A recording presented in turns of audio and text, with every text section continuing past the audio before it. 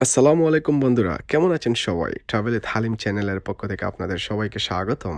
আজকের ভিডিওতে আমরা স্বপ্নের শহর লন্ডনের আইকনিক টাওয়ার ব্রিজ সম্পর্কে জানা অজানা রহস্য নিয়ে আলোচনা করব। সো পুরোটা ভিডিও জুড়ে সাথেই থাকুন, আপনাদের সাথে আছে আমি হালিম। সো কথা না বলে ভিডিওটি শুরু করা যাক। আর হ্যাঁ, অবশ্যই এরকম ভিডিও পেতে চাইলে প্লিজ চ্যানেলটি সাবস্ক্রাইব করে আমার সাথেই থাকুন এবং লাইক কমেন্ট শেয়ার করতে ভুলবেন না। So let's jump to the main video.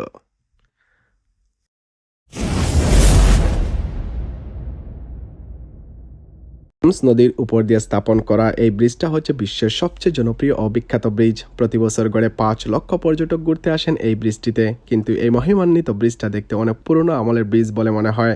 কারণ হচ্ছে এই ব্রিজটা আসলে এমনভাবে ডিজাইন করা হয়েছে, কেননা এর পাশেই রয়েছে টাওয়ার অফ লন্ডন, যেটা টাওয়ার ব্রিজ থেকে ৮ গুণ বেশি পুরনো স্থাপনা। টাওয়ার অফ লন্ডনের সাথে ম্যাচ করেই আসলে ব্রিজটা এমনভাবে নির্মাণ করা হয়েছে, যার ফলস্বরূপ ব্রিজটা দেখতে এমন পুরনো আমলের ব্রিজ বলে মনে হয়। অনেক পর্যটক আবার ঘুরতে এসে কনফিউজড হয়ে যান যে এটি লন্ডন ব্রিজ নাকি টাওয়ার ব্রিজ। আসলে লন্ডন ব্রিজ হচ্ছে টাওয়ার ব্রিজ থেকে ১ মাইল দূরে অবস্থিত। হেঁটে গেলে ১৪-১৫ মিনিট সময় লাগবে। লন্ডন ব্রিজ হচ্ছে সমতল, অন্যদিকে টাওয়ার ব্রিজে রয়েছে দুটি সুউচ্চ টাওয়ার।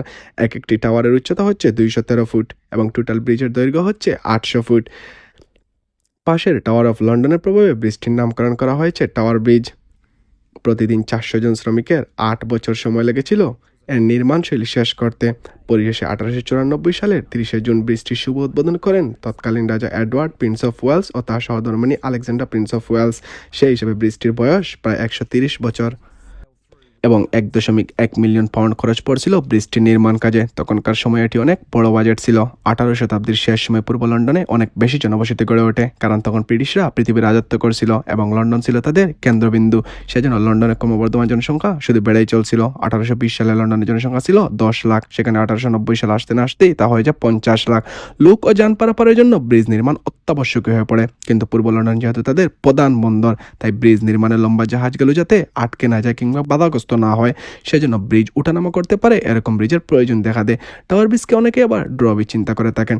ড্রব্রিজ হচ্ছে রশি কিংবা নোঙর দিয়ে উঠানামা করানো গতানুগতিক ব্রিজ, কিন্তু টাওয়ার ব্রিজ হচ্ছে ভাস্কিউলার ডিজাইন ব্রিজ।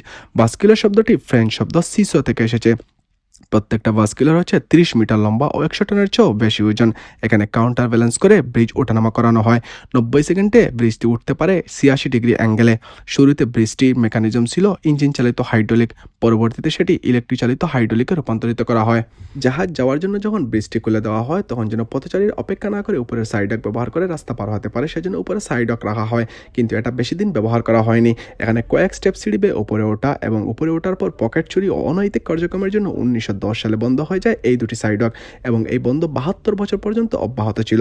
পরবর্তীতে ১৯৮২ সালে এটি পুনরায় ওপেন করা হয় টাওয়ার ব্রিজ এক্সিবিশন নামে। ১২ পাউন্ড ফি দিয়ে আপনি ট্যুর দিতে পারেন টাওয়ার ব্রিজ এক্সিবিশনে।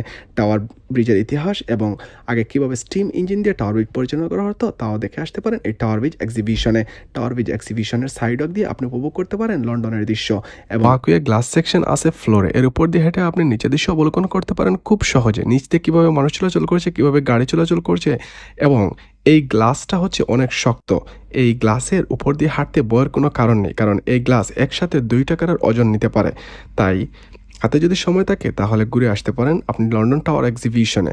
আপনি টাওয়ার ব্রিজ ওয়েবসাইটে গিয়ে ব্রিজ কখন ওপেন হয় এই সময়টা দেখে সেই অনুযায়ী যদি টিকিট কিনে টাওয়ার ব্রিজ এক্সিবিশন করতে পারেন, তাহলে গ্লাস দিয়ে খুব সহজে খুব কাছ থেকে ব্রিজ ওপেন হওয়ার দৃশ্যটা উপভোগ করতে পারবেন। আগে প্রতিদিন ২০ থেকে ৩০ বার ব্রিজ ওপেন করা হতো, কিন্তু এখন এটি সপ্তাহে ২০ থেকে ৩০ বার ওপেন করা হয়।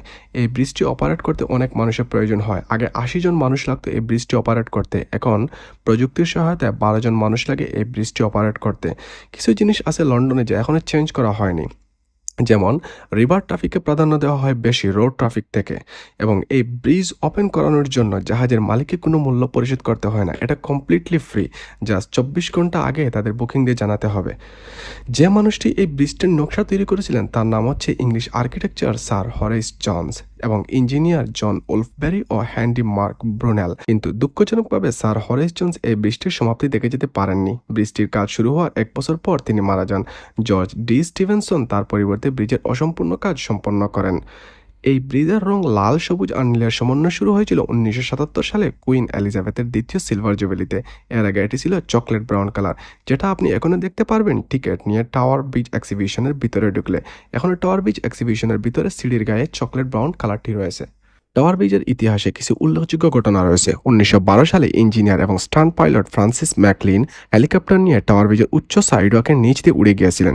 এর পরবর্তীতে 1952 সালে বাস যখন ব্রিজের উপর দিয়ে যাচ্ছিল, ঠিক সেই সময় ব্রিজটি ওপেন হচ্ছিল। ব্রিজটি যেখানে দ্বিখণ্ডিত হচ্ছিল, ড্রাইভার সেখানে বাসটিকে ক্রাশ কিংবা রোলিং হওয়ার থেকে বাঁচিয়ে জাম্প নিয়ে অনেক যাত্রীর প্রাণ বাঁচিয়েছিলেন। পরে তাকে অনেক পাউন্ড মানির সম্মাননা দেওয়া হয় তার এই সাহসিকতা ও দক্ষতার জন্য, এবং এজন্য তিনি স্থানীয় লোকদের কাছে কিছুটা হিরো হয়ে যান। টাওয়ার ব্রিজ নিয়ে আজ এ পর্যন্ত বন্ধুরা। ভালো থেকো, সুস্থ থাকো, দেখা হবে অন্য কোনো ভিডিওতে অন্য কোনো টপিক নিয়ে। ধৈর্য সহকারে এতক্ষণ ভিডিওটি দেখার জন্য অনেক অনেক ধন্যবাদ। ভিডিওটি ভালো লেগে থাকলে লাইক, কমেন্ট এবং শেয়ার করতে ভুলবেন না। আল্লাহ হাফিজ।